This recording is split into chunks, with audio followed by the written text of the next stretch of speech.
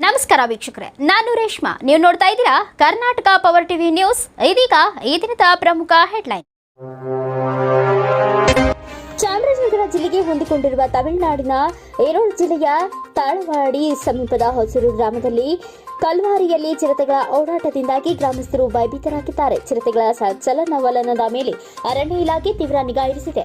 ತಮಿಳುನಾಡಿನ ಸತ್ಯಮಂಗಲದ ಹುಲಿ ಸಂರಕ್ಷಿತ ಪ್ರದೇಶದ ತಾಳವಾಡಿ ಅರಣ್ಯದಲ್ಲಿ ವಾಸಿಸುವ ಚಿರತೆಗಳು ತಾಳವಾಡಿ ಪ್ರದೇಶದಲ್ಲಿನ ಕಾರಿಗಳಿಂದ ನುಸುಳುತ್ತಿವೆ ಮತ್ತು ಜಾನುವಾರುಗಳಿಗೆ ಭೇಟಿಯಾಡುತ್ತಿವೆ. ಈ ಪರಿಸ್ಥಿತಿಯಲ್ಲಿ ತಾಳವಾಡಿ ಸಮೀಪದ ಹೊಸೂರು ಗ್ರಾಮದ ಕಲ್ಲು ಗಣಿಯಲ್ಲಿ ಚಿರತೆಯೊಂದು ನಡೆದುಕೊಂಡು ಹೋಗುತ್ತಿರುವುದು ಕಂಡುಬಂದಿದೆ. ಈ ದೃಶ್ಯ ಕಂಡು ರಸ್ತೆಗೆ ಆಗಮಿಸಿದ ಸಾರ್ವಜನಿಕರು ಅರಣ್ಯ ಇಲಾಖೆಗೆ ಮಾಹಿತಿ ನೀಡಿದ್ದಾರೆ. ಸದ್ಯ ಅಲ್ಲಿಗೆ ತೆರಳಿದ ಅರಣ್ಯ ಇಲಾಖೆ ಚಿರತೆಯ ಹೆಜ್ಜೆ ಗುರುತುಗಳನ್ನು ಜಾಡಿ ಹಿಡಿದು ಚಿರತೆ ಚಲನವಲನದ ಮೇಲೆ ತೀವ್ರ ನಿಗಾ ವಹಿಸಿದ್ದು ಚಿರತೆ ಹಿಡಿಯುವ ಕಾರ್ಯದಲ್ಲಿ ತೊಡಗಿದ್ದಾರೆ.